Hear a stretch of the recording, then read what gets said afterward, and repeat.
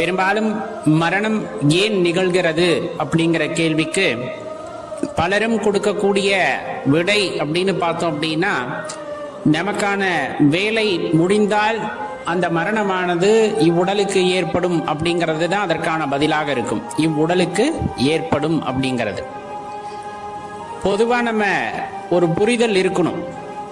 இந்த பிறப்பு நாம் கேட்டு கொடுக்கப்பட்டதா அப்படிங்கிற ஒரு கேள்வி, இந்த இறப்பு அப்படிங்கிறது நாம் தீர்மானிப்பதா அப்படிங்கிற ஒரு பெரிய கேள்வி. இந்த ரெண்டுக்குமான விடை ரொம்ப சூக்ஷ்மமானது. இது தெளிவாக புரிந்து கொண்டால் அந்த ஞானம் அப்படிங்கிற ஒரு விஷயத்தை நோக்கி நம்ம பயணிக்க ஆரம்பிப்போம். பொதுவாகவே தெரிஞ்சுக்குங்க, இறைவன் ஒரு படைப்பை கொடுத்திருக்கிறார். அதாவது ஒரு வாழ்க்கை நமக்கு இந்த மனித பிறவியாக கொடுத்திருக்கிறார் அப்படின்னா அதே பெரிய வரம். எல்லா உயிருக்கும் அது கிடைக்கவில்லை. ஏன்னா சிந்திக்கக்கூடிய, ஒரு உள்ளார்ந்து உணரக்கூடிய, எல்லா விதமான ஆற்றல்களையும் உள்ளடக்கிய ஒரு உடலை கொடுத்து அந்த உடலுக்குள் இந்த உயிரை பொறுத்து இங்கு அனுப்பியிருக்கிறார் அப்படின்னா அதை நாம் எவ்வாறு கையாள வேண்டும் என்பதும் கூட ஒரு திறமைதான். அந்த திறமை அனைவருக்கும் கிடைக்கின்றதா அப்படின்னா கண்டிப்பா கிடையாது. வாழ்க்கையை வீணாக்கி கொண்டு இருப்பவர்களையும் நாம் பார்த்து கொண்டுதான் இருக்கின்றோம்.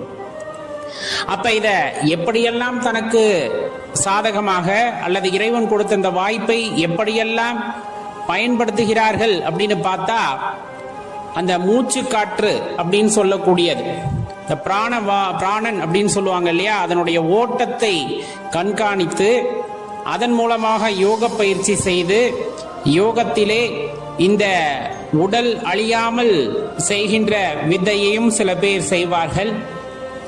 இந்த உடலிலிருந்து நீங்கி இந்த பிரபஞ்சத்துடன் கலக்கக்கூடிய ஆற்றலையும் சில பேர் பெறுகிறார்கள். இந்த உடலுக்குள்ளே இருந்து பக்தி மார்க்கத்திலே இறைவனை புகழ்ந்து பாடி அவரையே எண்ணி அனுபவித்து வாழ்கின்ற ஆத்மாக்களும் நிறைய பேர் இருக்கிறார்கள். எல்லாமே சிவபெருமான் தான் என்று உணர்ந்து கொண்டு செய்கின்ற எல்லா விஷயமும் இறைவனால் நிகழ்பவையே அப்படின்னு எல்லாத்தையுமே இறைவன் பாதத்துல கொடுத்துட்டு தன் வாழ்க்கையை அப்படியே ஒரு பயணியாக கவனித்து வாழ்பவர்கள் ஒரு சிலர் இருப்பார்கள். சில பேர் இந்த உடல் கிடைத்ததே பெரிது, இதிலே இறைவன் எனக்கு கொடுத்த வாய்ப்பாம் எல்லா விதமான ஆலயங்களையும் புதுப்பிப்பது அப்படின்ட்டு சில பேர் வாழ்க்கை தொடர்வார்கள். சில பேர் அந்த பக்தி மார்க்கத்தில் இருந்து கொண்டு இறைவனை எண்ணி எண்ணி உருகி கொண்டிருப்பார்கள். இதுல நம்ம எந்த வகையில் இருக்கின்றோம் அப்படின்னு யோசிச்சு பாருங்க. இதையும் தாண்டி பல பேர் பயனுள்ளதாக தனது வாழ்க்கையை பயன்படுத்திக் கொள்கிறார்கள். ஏன்னா கொடுக்கப்பட்ட வாழ்க்கை அப்படிங்கிறது உண்மை. நம்ம கண்ணை முழிச்சு பார்க்கிறோம், இந்த இடத்துல ஒரு வெளிச்சம் தெரியுது அப்படிங்கும் போது நாம் வாழ்ந்து கொண்டு இருக்கிறோம் என்பது உண்மை. இதுல மாற்று கருத்து இல்லை. முற்பிறவி இருந்ததா, இனிமேல் ஒரு பிறவி இருக்க போகிறதா, இது எல்லாமே நமக்கு கண்டிப்பா தெரியாது. நாம் செய்த கர்ம வினைகளாக இருக்கலாம், நாம் பெற்ற கர்ம வினைகளாக இருக்கலாம்.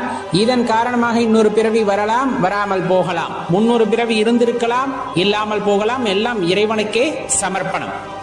ஆனா ஒரு விஷயத்தை தெளிவா தெரிஞ்சுக்கணும், இருக்கின்ற பிறவி உண்மை, இப்ப வாழ்கின்ற பிறவி உண்மை. இதிலே மகிழ்ச்சியாக வாழ வேண்டும், பிறரை மகிழ்வித்து வாழ வேண்டும். இது ரொம்ப முக்கியமான விஷயம். ஏன் சொல்றோம் அப்படின்னா, நம் ஆத்மாவிற்கு ஒரு ஆனந்த அனுபவம் கிடைக்கிறது என்றால் அந்த ஆனந்த அனுபவம் பிறருக்கும் கிடைக்க வேண்டும் என்று நினைப்பதே இன்றைய காலகட்டத்தில் ரொம்ப பெரிய விஷயம்.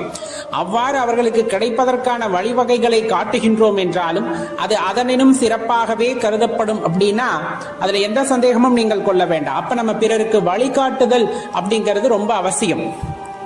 இன்றைய காலகட்டத்தில் நம்ம தெளிவா தெரிந்து கொள்ள வேண்டிய விஷயம், மரணம் அப்படின்னா என்ன அப்படின்னா தன்னுடைய சுயத்தை இழப்பது அப்படின்னு வச்சுக்கலாமா? தான் யார் என்பதை மறந்து கிடத்தல். அப்ப தினம் தினம் நாம் ஒரு மரணத்தை எதிர்கொள்கின்றோம். தினமும் தூங்கி எந்திரிக்கிறப்ப பாத்தீங்க அப்படின்னா அது ஒரு தற்காலிக மரணத்தை நாம் எதிர்கொள்கின்றோம். எதற்காக இந்த மரணத்தை இறைவன் கொடுக்கின்றார்? மரணத்தை பழகிக்கொள் என்பதற்காக. இப்ப தினமும் தூங்குவதற்காக யாரேனும் பயப்படுவோமா அப்படின்னு கேட்டா கண்டிப்பா கிடையாது. நல்லது தானே, கொஞ்ச நேரம் தூங்கி எந்திரிக்கிறோன்னு நாம கேட்டு போய் தூங்கி எந்திரிச்சு வருவோம்.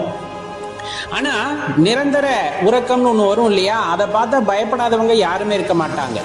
உனக்கு நாளைக்கு மரணம் நிகழப் போகின்றதுப்பா அப்படின்னு யாராச்சும் சொல்லி அது நடக்கிற மாதிரியான உணர்வு உங்களுக்குள்ள ஏற்பட்டா அது நிம்மதியான வாழ்வா இருக்குமா அப்படின்னா கண்டிப்பா கிடையாது. இப்ப எப்படி நீங்க உறக்கத்தை எதிர்கொண்டீர்களோ அதே போல இந்த மரணத்தையும் எதிர்கொண்டுதான் ஆக வேண்டும். அதுல மாற்று கருத்தே இல்லை. ஏன்னா ஒருவர் பிறந்து விட்டார் எனில் அவர் இறப்பது அப்படிங்கிறது இயற்கையின் நியதி. இறைவன் படைத்த படைப்பும் அவ்வாறே. நமக்கு ஒரு உடலை திடகாத்திரமான உடலை கொடுத்திருக்கார். அந்த உடலுக்குள்ள அற்புதமான உயிரை வைத்திருக்கின்றார்.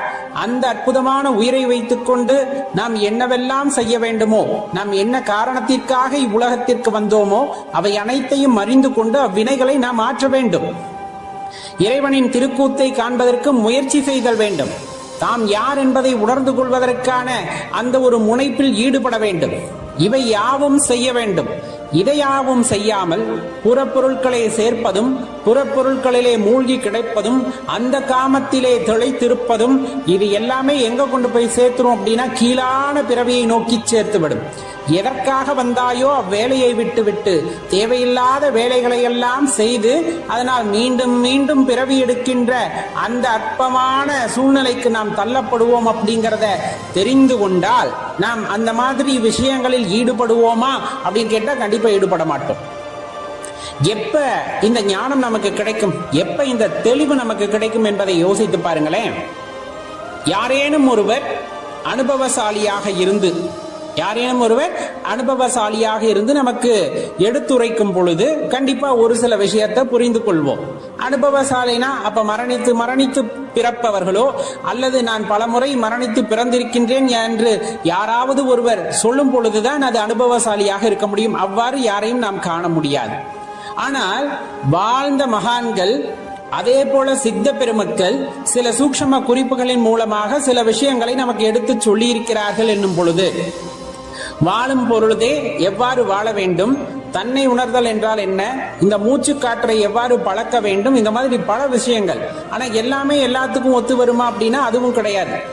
யோகத்தின் மூலமாக அப்படிங்கிறது ஒரு குறிப்பிட்ட சாராருக்கு, பக்தி மார்க்கத்தின் மூலமாக அன்பின் மூலமாக அப்படிங்கிறது ஒரு சாராருக்கு, தனது இயல்பான பணிகளை செய்து கொண்டு இறைவனையே நினைத்திருத்தல் என்பது ஒரு சாராருக்கு. இந்த மாதிரி அவரவருக்கு என்னென்ன விதிக்கப்பட்டதோ அதன் அடிப்படையிலே இறைவனை தேடுதல் அப்படிங்கிறதும் சிறப்பான விஷயம்.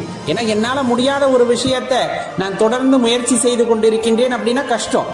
எனக்கு எது கைவரப்பெற்றதோ, எனக்கு எது அனுகூலமாக தெரிகிறதோ அதனை தொடர்ந்து செல்கின்றேன், இறைவனை உணர்கின்றேன் அப்படிங்கும் போது அது மிகவும் சிறப்பான விஷயமாக இருக்கும். அப்ப நம்ம செய்கின்ற முயற்சி அப்படிங்கிறது மரணத்திற்கு முன்னே மரணத்தை எதிர்கொள்கின்ற ஆற்றலை கொடுக்க வேண்டும். அதுதான் ஞானம் அப்படின்னு சொல்லக்கூடியது.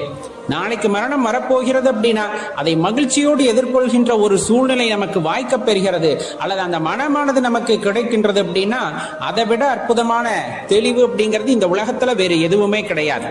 அது எப்ப வரும்? பிறப்பும் இறப்பும் இயற்கை, இது யாராலும் தவிர்க்க முடியாது. நானாக இருந்தாலும் சரி, நீயாக இருந்தாலும் சரி, கால நியதி தத்துவத்தின் அடிப்படையிலே நான் வந்த காலம் முடிந்து விட்டது என்றால் நான் மீண்டும் திரும்ப வேண்டும் அப்படிங்கிற அந்த எண்ணம். அதே போல இந்த உடல் வலுவிழக்கிறது அப்படிங்கும் போது உயிர் உள்ள இருக்காது. பொதுவா உயிர் உள்ள இருக்காது.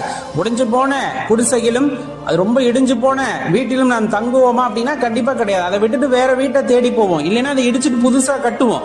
அதே போலதான் உடல் வலு அப்படிங்கிறது இருக்கு அப்படிங்கும் போது அதிலே நாம் தங்குவோம், அந்த உயிரானது தங்கும். உடல் வலு விளக்கிறது அப்படிங்கும் போது அந்த உடலை விட்டு உயிர் நீங்கும். இது இயற்கை. இந்த இயற்கையை நாம் அப்படியே ஏற்றுக்கொள்ள வேண்டும். அவ்வாறு ஏற்றுக்கொள்ளக்கூடிய ஒரு மனப்பக்குவம் நாம் பெற்றுவிட்டோம் எனில் இந்த மரணத்தை தைரியமாக எதிர்கொள்ளலாம். ஆனால் அதற்கான புரிதல் அப்படிங்கிறது கண்டிப்பா அவசியமாகின்றது. ஏன்னா சொல்லும் போது எளிதில் சொல்லிவிடலாம், மரணத்தை எளிதில் அணுகுங்கள் அப்படின்னு சொல்லிடலாம். ஆனா அது இயற்கையா அல்லது அனுபவத்தில் வரும்போது ரொம்ப கடினமான விஷயம். அதற்கு ஞானம் அவசியம், அதற்கு ஞானம் என்பது அவசியம்.